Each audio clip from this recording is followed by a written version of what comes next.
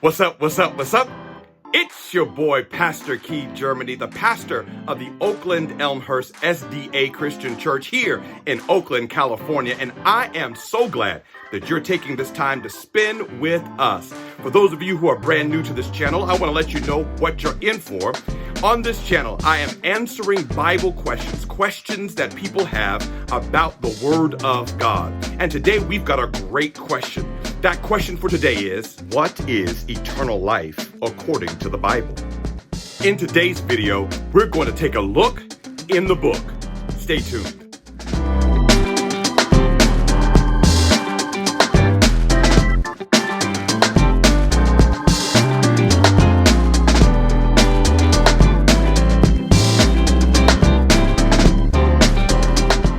Before we jump into today's lesson, I want to encourage you, if you like this kind of content, to please subscribe to this channel and hit that bell icon so that you can be notified whenever a new video drops. We will continue to give lessons from the Word of God and answer questions from the Word of God on this channel. My hope and intention is to drop a new video every other week. So please hit that bell icon and please subscribe. And with that, let's get into today's lesson. Our question that we are attempting to answer is simply this: what does the Bible teach about eternal life? And so to answer that question, the Bible says something that might surprise you. So let me set the table for you very quickly. It was the last night of Jesus' life, and he is preparing his disciples because the next day he's about to be crucified. In fact, Judas had already slipped silently out into the night and was making his way to betray him. And as Jesus is taking his disciples through the night air out there, Jesus stops along the way and he begins to pray. And in his prayer, he says something powerful. In his prayer, he gives a definition of eternal life. This is what the Word of God says. John 17 and verse 3, New International Version.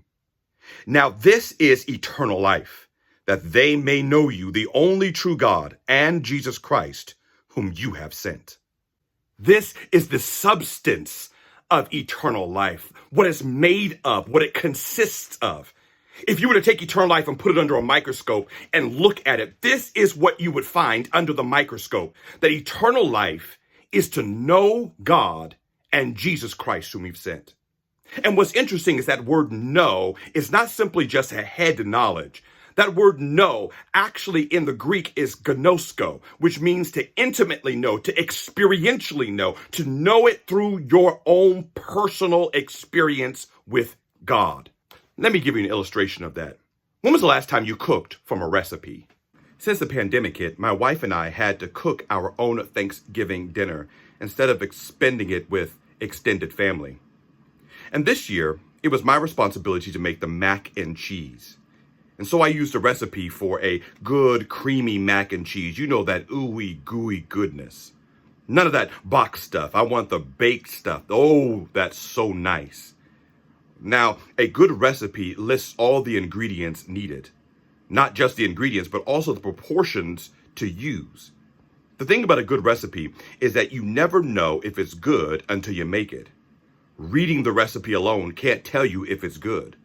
Memorizing the measurements alone can't tell you if it's good. The only way to know if it's good is if you taste and see for yourself. Hey, you've got to taste and see. Come here, somebody. Knowing facts about God is like reading the recipe. It's not enough to know whether the recipe is good. You've got to taste God for yourself. You've got to try him for yourself. And in trying him and tasting and see, you will discover that he is good. Oh, ho, ho, ho, I like that. You see, all those who have tried God can testify to the fact that God is good, that this experience with God, this relationship with him is like none other. All those who have tried for themselves are bearing witness to what it's like to have this quality of life that's different. What the Bible calls, what Jesus called eternal life. It's a different quality of life. So those who've experienced have declared several things. Some have declared, you'll never know what it's like to love and be loved like this until you try him for yourself. Some have declared you'll never know what it's like to have peace in the midst of trouble until you try him for yourself. Some have declared that you'll never know the hope that's available to us in the face of death until you try him for yourself. There is a quality of life that Jesus calls eternal life. It's a quality of life that is characterized by a friendship with God, a relationship with the Most High. That this kind of fellowship with God Almighty creates a brand new quality of living, a new kind of experience. In fact, this eternal life is so powerful that even death itself cannot stand in the way. Don't believe me? This is what the Word of God says. John 6 in verse 40. For my Father's will is that everyone who looks to the Son and believes in him shall have eternal life, and I will raise them up at the last day. Did you catch that? The Bible declares that even though somebody dies, even though we are laid down into our grave, Jesus declares that I will call them forth on the last day. That Jesus is saying that this friendship is so powerful that even death can't stop it. Whew, I love that. That gives me hope in the face of death. That this kind of eternal life, this kind of friendship is stronger than death itself. For most of us, when we talk about eternal life, this is what we're thinking about. We're thinking about the length of our life, the quantity of our living. But here's the thing that Jesus taught, that Jesus declared that the quantity of living is just an overflow of the quality of life that we're experiencing. Let me put it this way. Here in Oakland, California, there is a sandwich shop that I love. You want to know why? They make great sandwiches for all kinds of variety with wonderful types of bread. But that's not what makes them unique. What makes them special is that they throw in some lollipops with the order. I mean, free of charge. You don't have to pay for them. They throw a couple of lollipops in the bag. They just want to give you something sweet that's been added in as a bonus. Come here, somebody. Eternal life starts off as this friendship with God, but the perk, the sweetness of it is that it continues in the resurrection. Hey, I love it. For the Bible declares that when we have experienced this fellowship with God Almighty, that even death can't stop us. That fellowship continues on even after that. Oh, that's good news. It's like friends going on a walk together. They'll just lose track of time because the conversation is rich and the laughter is abundant and the closeness is real. We're walking together right on through life, through the good times and the bad times, the sunshine and the rain, the sickness and health. And when we close our eyes in death, that's not the end of the story. That the Bible's declaring that we shall walk with God again at the resurrection. He will raise us up and we will walk together into glory, this time as friends, face to face. Oh, I love that. Don't you? Perhaps somebody is wondering today, how do we gain eternal life? Is there something we need to do? What does the Bible say? I want to answer that question in just a moment. But before I do, if you've been blessed thus far by the lesson, would you please consider subscribing to this channel and also hit that like button?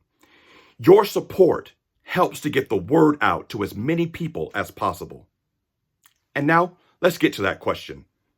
How can you and I experience the eternal life that the Bible is talking about, that rich quality of life, that deep friendship with God, that fellowship with the Spirit and Jesus and God the Father? How can we experience that?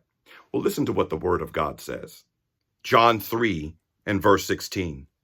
For God so loved the world that he gave his one and only Son, that whoever believes in him shall not perish, but have eternal life. The Bible teaches whoever believes will receive eternal life. Whoever believes in Jesus will not perish, but have eternal life. That's good news. Now, when the Bible declares the word believe, it's not talking about just an intellectual assent. It's not talking about just ascribing to a set of beliefs. That's not what the idea of believe means in this passage. For Jesus is not a theory to be believed. He is a person to be befriended. So because of that, you should think of that word believe like the word trust. Trust. Trust is a relational word. It shows a relationship between two people or between an object and a person. Trust is a relational word. So we trust that the bridge won't collapse, or we trust somebody with our secrets. These ideas is a relational word, and the Bible's declaring that those who put their trust in Jesus will experience eternal life. And here's what I love about this passage. There is a small but huge word in the passage, and that word is this: whoever.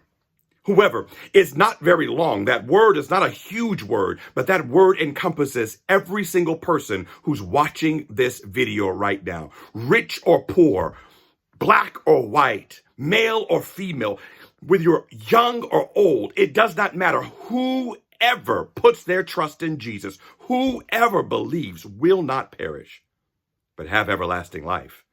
That means you. That means me. When I was a child, I used to love to jump into my father's arms. I'd climb high upon the staircase and jump down into his waiting arms. In fact, I would jump high enough that if I hit the ground, I could seriously be hurt. But I trusted that if I jumped, my father would catch me. That's what trust looks like. Throwing ourselves into the arms of Jesus. And I wonder today, are you willing to throw your entire life into the arms of Jesus? Are you willing to throw your finances in his arms? Are you willing to throw your marriage into his arms? Are you willing to throw your entire career into his arms? Are you willing to throw your hopes and your dreams and the most intimate things of your life into his arms to be embraced by him? That kind of trust is what makes eternal life possible for you and for me. And so I wonder today, do you want that kind of eternal life? And you can make that decision today. You can make that decision right now to declare, God, I want eternal life. I am throwing myself into the arms of Jesus. Well, I'm so glad you've taken this time to spend with us as we've studied the question of what the Bible teaches about eternal life. We have heard from the Word, and I'm so glad you've been a part of it. If you like this kind of content, please consider subscribing to this channel. Also hit that like button so that the Word of God might get out to as many people as possible. On this channel, we spend time answering Bible questions. And if you have a Bible question that you would like to be answered from the Word of God, please leave a comment below with your question. And I will take the time to go through and find some questions that we can study together from the Word of God. If you like this kind of content, there are several other questions that I've already answered, and those videos I will make available to you in the comments below, and after this video, it will be in the cards afterwards. If you have been encouraged by what you have heard today, then I want to ask you to please leave a word of encouragement in the comments. I go through and read the comments, and I would be honored to be able to hear from you how God has blessed you as we've studied the Word of God together. Well, may God bless you and keep you. May he cause his face to shine upon you and grant you peace. May he go before you to prepare your way, come behind you to clean up your mess. May he be over you to protect you, under you to lift you up, and may he sit by your side just as a friend. Until next time we are together, go out and have a great day, and let's put hope on blast.